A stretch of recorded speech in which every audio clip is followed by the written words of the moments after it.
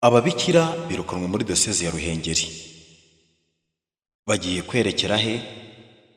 Ese bagiye gukora iki? Tubahe ikaze ku muyoboro mugari w'Umutuzo Voice Record. Muri studio muri kumwe nanjye Ildefonse.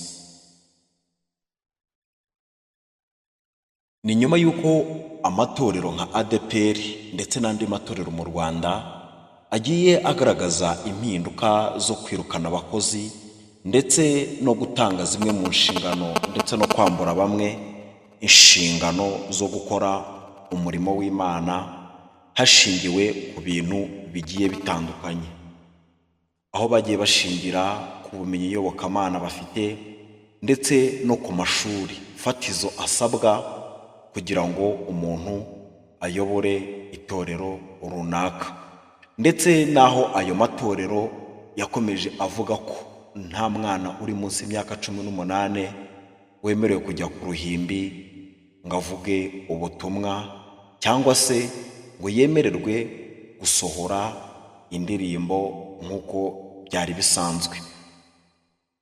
Ibi byabaye muri diyoseze ya Ruhengeri muri Kiliziya Gatolika, aho ababikira birukanwe.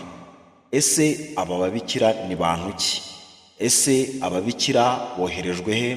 Ese aba babikira byagenze bute? Habaye iki? Bakoze iki cyatumye birukanwa? Ibi ni ibintu bidasanzwe muri Kiliziya Gatolika, kuko ubundi biragoye kugira ngo umenye ubuzima gatozi bw'abantu babarizwa mu muryango wa Kiliziya Gatolika, cyane cyane nk'ababikira. Biragoranye kugira ngo wumve habayemo amakosa cyangwa se hari ibindi bintu bitagenze neza, kuko mwibuke neza aba ni abantu bihaye Imana, ni abantu batemerewe kubyara, ni abantu batemerewe gushinga ingo, kuko ibyo ngibyo byose babibonye nk'ibibambwe, nk'uko Paul yavuze ngo iby'isi mbibona nk'ibibambwe nabyo bikambona nk'ubambwe. Nabo barebye iby'isi babibona nk'ibibambwe nabyo bibabona nk'ubambwe, hanyuma bahitamo kwiyegurira Imana, bahitamo gukora umurimo w'Imana. Ababikira rero ni abantu bagize umuryango Gatolika, ariko bakaba bagizwe n'igitsina gore. Aba ni abantu baba bafite inshingano nyinshi zitandukanye, nko kwigisha abantu, gufasha imfubyi, gufasha abapfakazi, gusura abarwayi kwa muganga, kugaburira abashonje, kwambika abambaye ubusa, ndetse bagira n'ibikorwa bakora bifatika. Bakora ibikorwa byo kubaka amashuri, abana bakabona amarerero, bakora ibikorwa byo kubaka ibitaro, ubuvuzi bukaboneka, bagira ibikorwa byinshi bitandukanye kandi bifite inyungu muri sosiyete nyarwanda.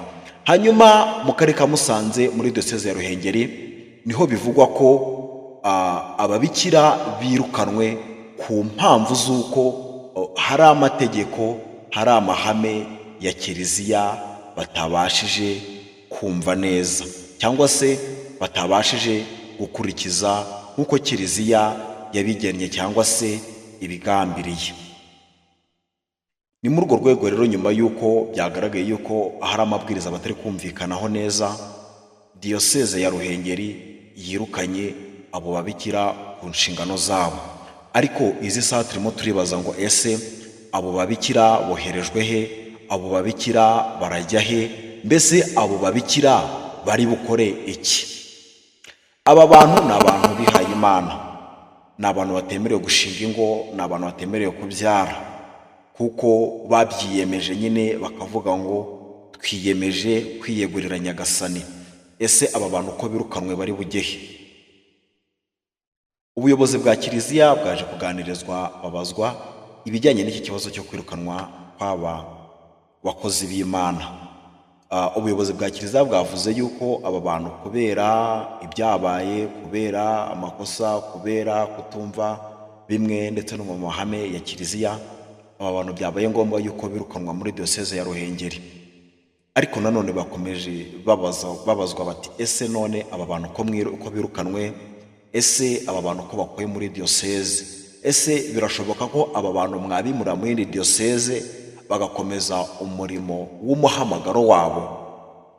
Kiliziya yaje gusubiza yuko ibyo ngibyo ari ibintu bishoboka, ariko kandi nanone pourcentage nini ni ibintu bidashoboka, ngo kubera yuko iyo bakwirukanye nk'uku nguku, namwe murabizi mu nshingano zitandukanye, iyo nk'ikigo runaka kigukuye ku nshingano, hari impamvu runaka zitumye bagukora ku nshingano, kugira ngo bazagusubize ku nshingano bisa naho bigoye, kubera yuko uba wambaye ikintu gisa naho ari icyasha. Hanyuma rero aba babikira bakuye ku nshingano, turimo turibaza ese biragenda biti?